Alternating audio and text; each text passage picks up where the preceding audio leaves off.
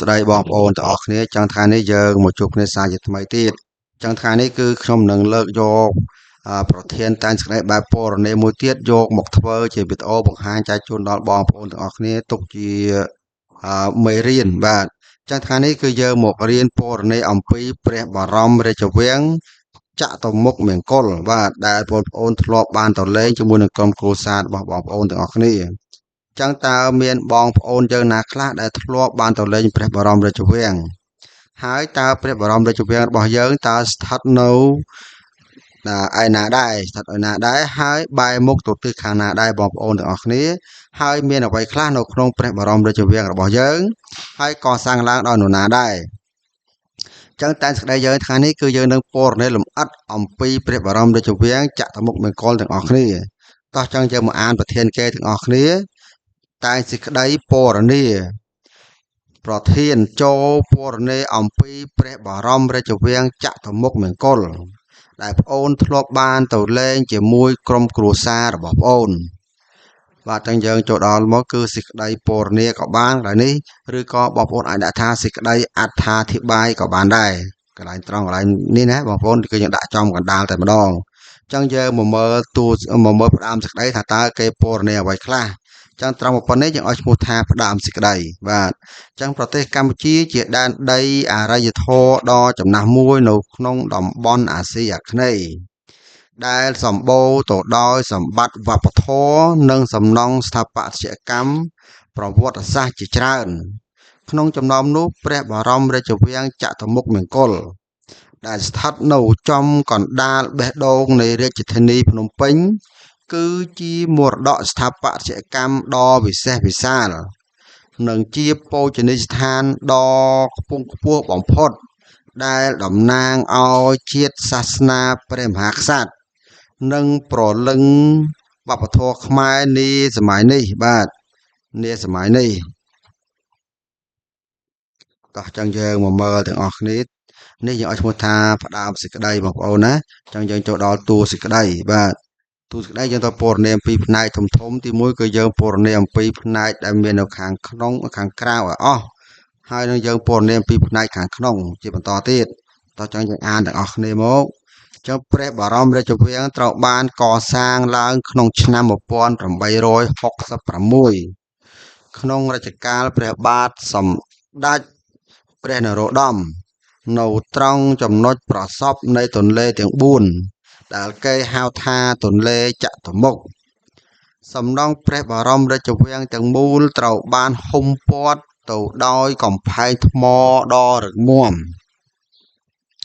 និងមានខ្លោងទ្វារធំបែរមុខទៅរកទិសខាងកើតឈមទៅរកខ្សែទឹកទន្លេដ៏ថ្លាយង់នៅពេលឈានជើងចូលទៅដល់បរិវេណខាងក្នុងគេនឹងមានអារម្មណ៍ហាក់បីដូចជាបានចូលទៅក្នុងលោកីយ៍មួយផ្សេងទៀតដែលពោរពេញដោយភាពស្ងប់ស្ងាត់ថ្លៃថ្នូរនិងប្រណិតភាពទីធ្លាដ៏ធំល្វឹងល្វើយត្រូវបានតុបតែងលម្អទៅដោយសួនច្បារពណ៌បៃតងខ្ចីមានផ្កាកែវផ្កាម្លិះនិងដើមឈើទម្រាំពណ៌ខៀវស្រងាត់បញ្ចេញក្លិនក្រអូបប្រហើរតាមខ្យល់ជំនោរទន្លេបាទចឹងកន្លែងនេះយើងដាក់ដើមឈើគ្រប់ប្រភេទបងប្អូនណាយើងកុំដាក់ដើមឈើដាក់ដើមឈើពណ៌ខៀវស្រងាត់បញ្ចេញក្លិនក្រអូបប្រហើរតាមខ្យល់ជំនោរនៃទន្លេស្ថាបត្យកម្មលេចធ្លោជាងគេបំផុតគឺព្រះទីនាងទេវាវិនិច្ឆ័យដែលជាកន្លែងសម្រាប់ប្រារព្ធពិធីរាជាភិសេកនិងព្រះរាជពិធីផ្សេងបាទផ្លូវការផ្សេង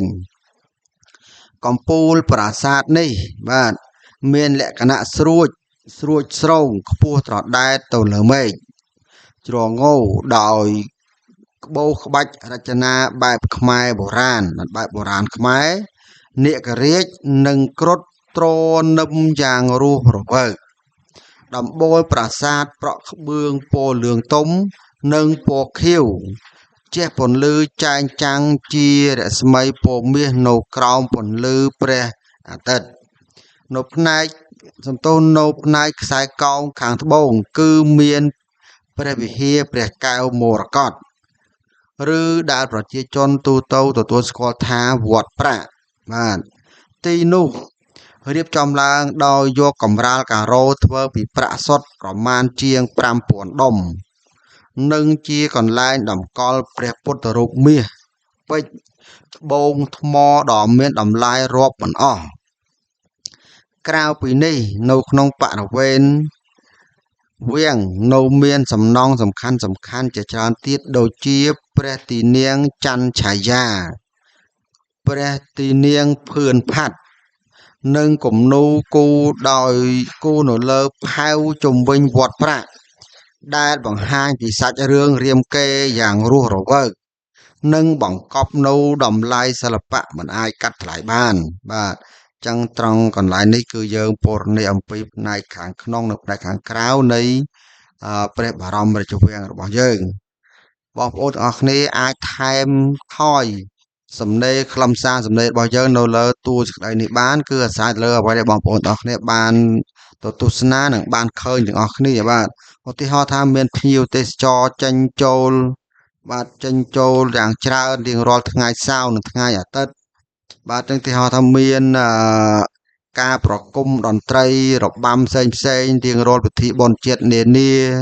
អញ្ចឹងយើងអាចពណ៌នាបាននៅលើកន្លែងផ្នែកតួសេចក្តីនេះអាស្រ័យទៅលើទេពកោសល្យនៃការសរសេររបស់បងប្អូនទាំងអស់គ្នា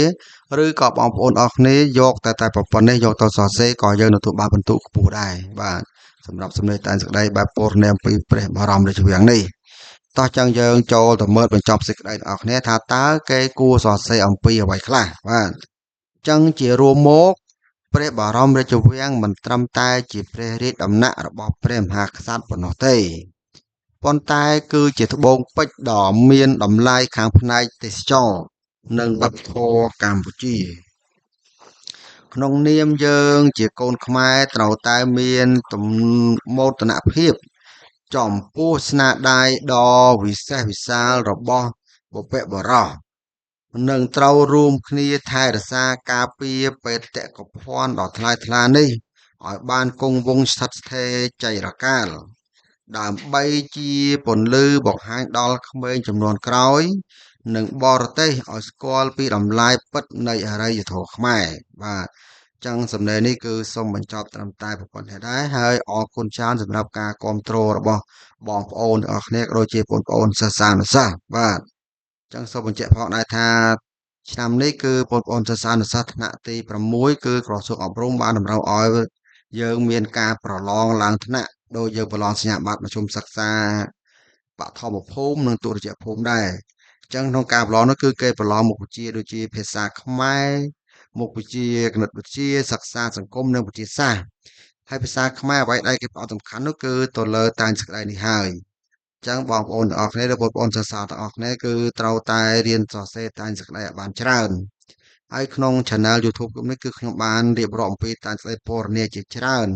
ហើយបងប្អូនទាំងអស់គ្នាអាចមើលនៅក្នុង Channel នេះបានហើយសូមកុំភ្លេចជួយចុច Like និងចុច Subscribe និងជួយ Share ម្នាក់មួយផងដើម្បីទទួលបានចំណេះដឹងថ្មីល្អៗនៅខាងក្រោយទៀតបាទអរគុណជួបគ្នានៅវីដេអូក្រោយ